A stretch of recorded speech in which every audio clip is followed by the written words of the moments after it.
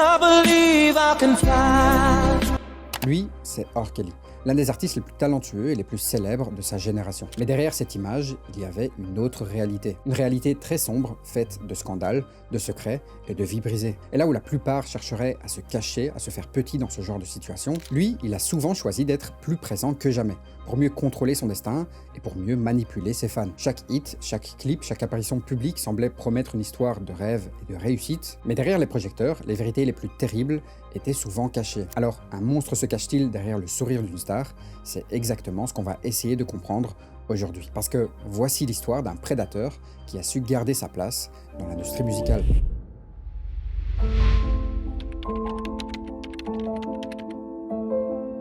Notre histoire commence ici, Southside de Chicago dans les années 60 et 70. C'est un quartier où la musique est partout, dans les rires, dans les peines et dans la foi. Et c'est ici que naît Robert Sylvester Kelly le 8 janvier 1967 dans le quartier de Hyde Park. Sa mère, Joan, est enseignante et très croyante. C'est d'ailleurs elle qui très tôt va nourrir chez Robert cette sensibilité artistique et cette connexion à la musique sacrée. Et son père, quant à lui, c'est une toute autre histoire parce qu'il sera surtout absent. Quoi qu'il en soit, quand il a environ 5 ans, sa mère se remarie avec un certain Lucius qui travaille pour une compagnie aérienne. Sur le papier, ça sonne plutôt bien. Mais pourtant, la stabilité reste fragile. Et dès 8 ans, Robert découvre la musique dans les chœurs de l'église. Le gospel devient alors son refuge, sa première langue émotionnelle, mais la vie, elle, lui rappelle vite sa cruauté. Des abus de la part d'une membre plus âgée de la famille, puis d'un ami adulte. Et comme si tout ça ne suffisait pas, un autre épisode vient ajouter une trace physique. Parce qu'à l'âge de 13 ans, il est touché par balle à l'épaule. Certains disent que des garçons qui voulaient lui voler son vélo ont tiré,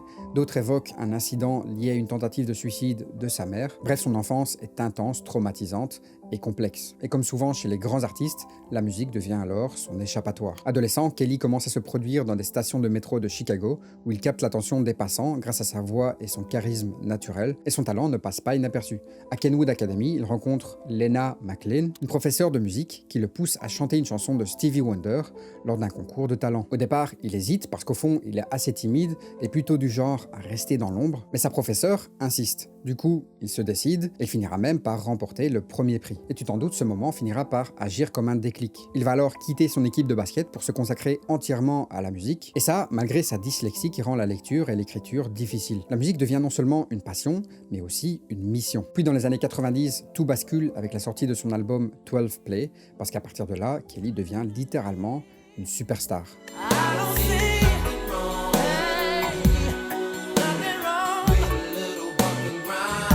I believe I can fly. I believe I can touch the sky.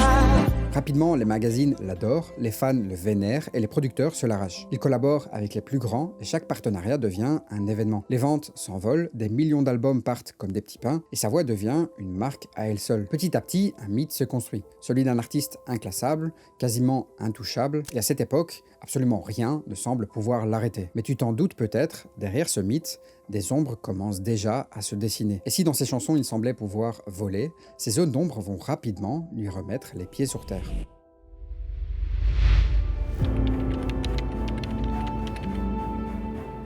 Alors qu'on pensait qu'R. Kelly avait tout pour lui, rapidement les premières ombres commencent à apparaître. Rien d'évident, rien de visible encore, juste des petits signaux discrets qui, si on y repense par après, annonçaient déjà la tempête. Mais avant d'en arriver là, remettons les choses dans leur contexte, parce qu'on est dans les années 90, et à ce moment-là, R. Kelly règne sur le royaume du R&B. Tout chez lui semble calculé pour séduire. C'est simple, il devient le symbole d'une époque. Et son surnom circule partout, The King of R&B.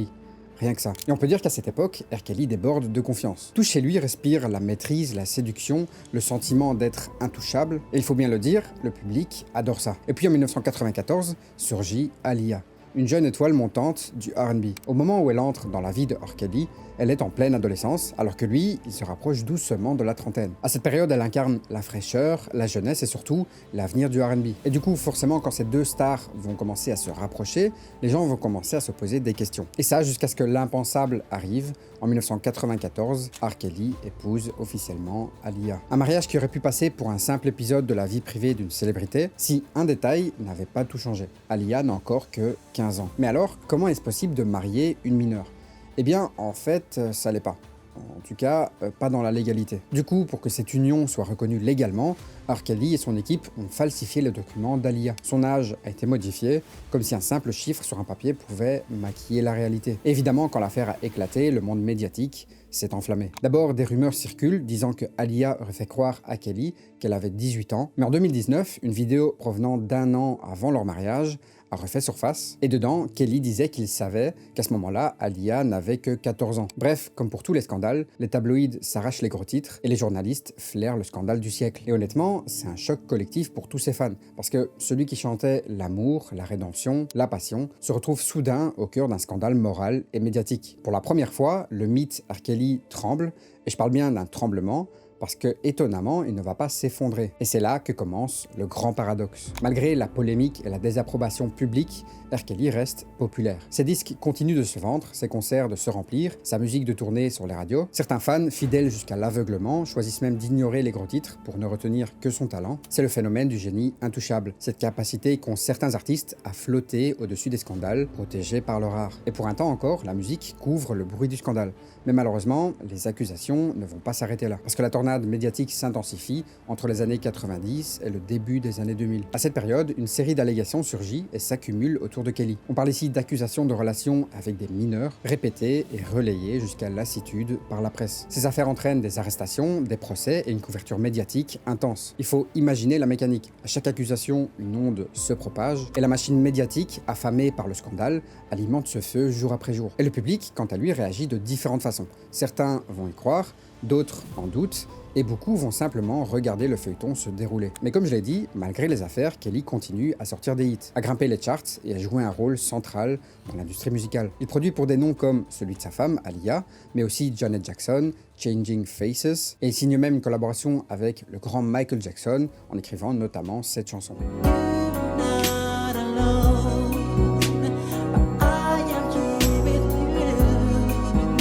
Oui, c'est R. Kelly qui a écrit ce chef-d'œuvre.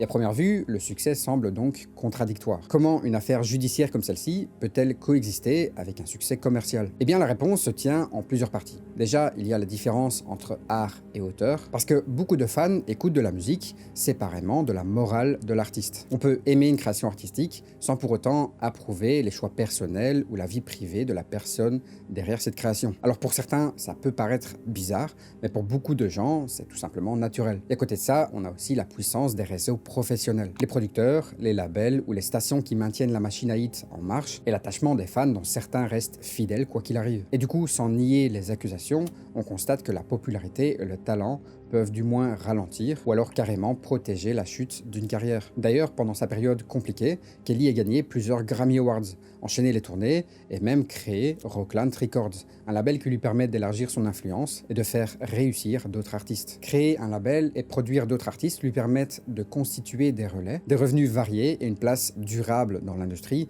au-delà de sa popularité. Ça participe aussi à expliquer pourquoi, malgré la controverse, son nom continue d'apparaître au cœur du R&B des années 90 et 2000. La musique, pour lui, ce n'est pas juste un moyen de s'exprimer, c'est un bouclier, un moyen de se protéger des médias et des scandales qui tournent autour de lui. Quand un nouveau scandale éclate ou quand un article menace de tout faire tomber, lui, il ne disparaît pas.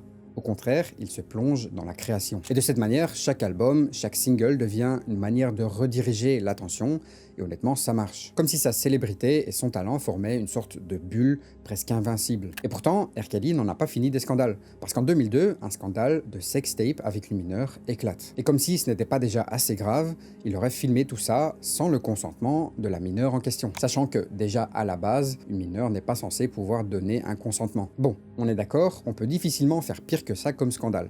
Et pourtant, il ne va pas perdre le contrôle. Il continue à se produire sur des scènes prestigieuses, comme l'ouverture des Jeux Olympiques d'hiver, et le contraste est fou. Sa vie privée est attaquée de toutes parts, et pourtant sa présence captive tout le monde. C'est sa manière de jongler entre controverse et gloire, de rester au centre de la lumière, malgré tout. Pendant ces années, sa carrière devient une sorte de succès fascinant entre succès commerciaux et scandales. D'ailleurs, ses albums majeurs sont tous certifiés platine, avec des hits internationaux. Chaque disque montre qu'il ne laisse jamais les scandales étouffer sa musique, et ses collaborations aussi, parce que malgré les tensions et la pression médiatique, il travaille avec des grands noms comme Jay-Z. Au final, cette période montre parfaitement le paradoxe R. Kelly, un artiste capable de créer des chansons intemporelles et de captiver le public, tout en étant constamment entouré de controverses. Et c'est exactement ça qui rend la situation si fascinante. Le contraste entre la bulle dorée de sa gloire et l'ombre grandissante qui rôde. Et à ce moment-là, personne ne sait encore combien de temps cette bulle de gloire tiendra. Parce que c'est clair que la légende est toujours là, mais alors pour combien de temps avant que la réalité ne vienne le rattraper?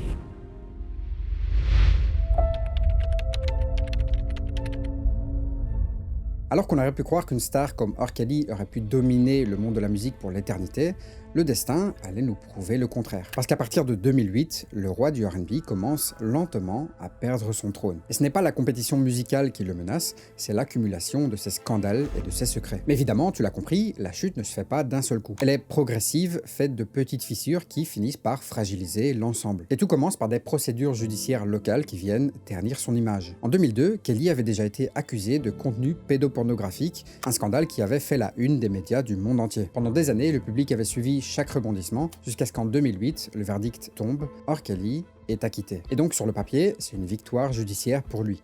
Mais pourtant, dans la réalité, la situation est beaucoup plus nuancée. Parce que même s'il échappe à la condamnation, sa réputation est un peu plus entachée, et les accusations, évidemment, ne s'arrêtent pas là. Abus sur mineurs, relations interdites, autant de scandales qui transforment progressivement l'artiste en une figure controversée. Enfin, quoi qu'il en soit, à partir de ce moment-là, même les fans les plus fidèles commencent à le regarder avec un œil un peu plus critique. Et puis, le destin va frapper encore plus fort avec l'arrivée du documentaire Surviving R. Kelly. Diffusé en 2019, mais préparé pendant des années, ce doc est un coup de tonnerre. Il rassemble des témoignages de femmes qui racontent des années d'abus, de manipulation et de contrôle psychologique. Pour la toute première fois, le public semble vraiment prendre la mesure de la réalité. Ce qui, pendant des années, pouvait être balayé comme des rumeurs, des accusations floues ou des bruits de couloir, apparaît désormais dans toute sa clarté et sa gravité. Et c'est là que le changement se produit et que l'image publique de R. Kelly bascule. Il va alors tenter de se défendre par tous les moyens possibles et il va d'ailleurs à ce moment-là faire l'une des interviews les plus vues à ce jour. This is not me, y'all.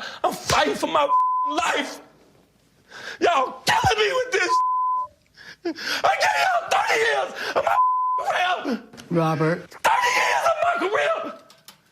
Y'all trying to kill me. You killing me, man.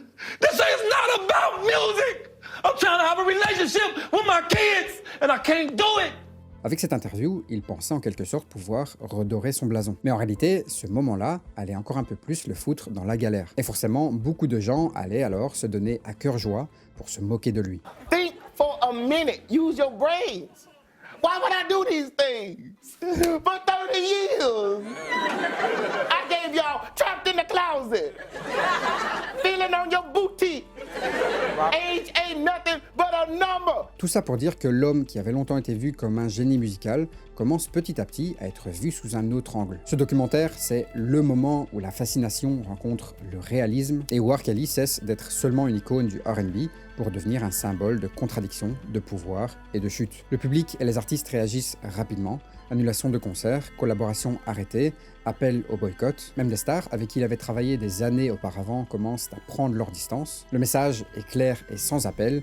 R. Kelly n'est plus le bienvenu. Et pourtant, malgré ça, il ne lâche pas l'affaire. Même quand le monde entier semble se détourner, même quand la bulle de gloire qu'il avait protégée pendant toutes ces années se perce, il reste sur le devant de la scène. Dans ses interviews comme dans ses chansons, R. Kelly joue le rôle de la victime incomprise, celui qu'on attaque injustement. À travers chaque mot, on sent cette volonté de refuser de disparaître. Mais cette fois, personne ne se laisse emporter par l'émotion de ses chansons ou par son talent. Le contraste devient brutal et même les concerts deviennent de plus en plus difficiles à organiser. Ils sont souvent annulés ou alors les salles sont simplement à moitié remplies. Bref, entre 2008 et 2018, R. Kelly traverse une décennie qui ressemble surtout à une lente descente aux enfers. C'est un moment assez fascinant où on sent que le mythe du roi du R&B commence à se transformer sous nos yeux et la chute judiciaire spectaculaire qui s'abattra après 2018 mettra définitivement fin à une ère de gloire et de scandale.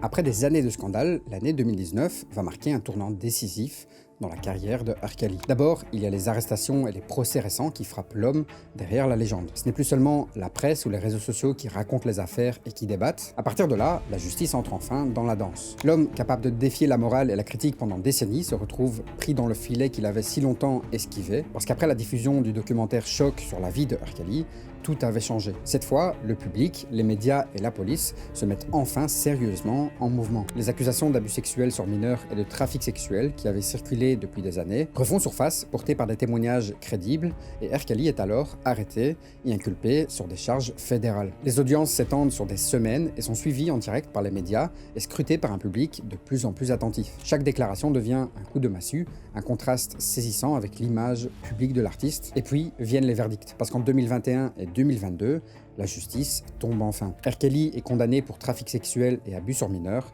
et reçoit une peine de 30 ans de prison. Le roi du R&B est enfin derrière les barreaux et l'ombre de son passé criminel ne laisse aucune place au doute. Et pour les fans qui l'idolâtraient encore après tout ça, c'est un moment brutal où il doit faire face à la réalité. Finalement, toute cette histoire nous montre surtout que les médias ont un rôle crucial pour révéler la vérité. Parce que sans enquête courageuse, sans journalistes prêts à fouiller, à poser des questions difficiles, beaucoup de ces histoires seraient restées dans l'ombre. La combinaison du documentaire Surviving R. Kelly, de la couverture médiatique intense et de la mobilisation des réseaux sociaux a créé un effet domino. Le public a alors commencé à comprendre l'ampleur des faits et la justice a été obligée d'agir. Au final, l'héritage d'R. Kelly est inévitablement entaché. Les mélodies restent, elles continuent d'exister dans les mémoires collectives, mais elles ne peuvent plus être dissociées de la personne qui les a créées. Voilà, c'est la fin de cette vidéo sur une histoire que personnellement je trouve aussi fascinante que tragique, parce qu'elle montre à quel point le talent et la célébrité peuvent parfois masquer des comportements inacceptables. La carrière de R. Kelly, c'est une carrière qui a marqué l'histoire de la musique, mais qui nous oblige aussi à réfléchir à notre façon d'admirer les artistes. Alors si cette vidéo t'a plu, comme d'habitude, n'hésite pas à me le faire savoir en mettant un petit j'aime, un commentaire et évidemment en t'abonnant. Sinon, n'hésitez pas non plus à mettre en commentaire des idées de vidéos qu'on pourrait traiter sur la chaîne. Je me ferai un grand plaisir d'ajouter vos suggestions à ma liste. Et en attendant, on se retrouve très prochainement dans une nouvelle vidéo pour une nouvelle histoire.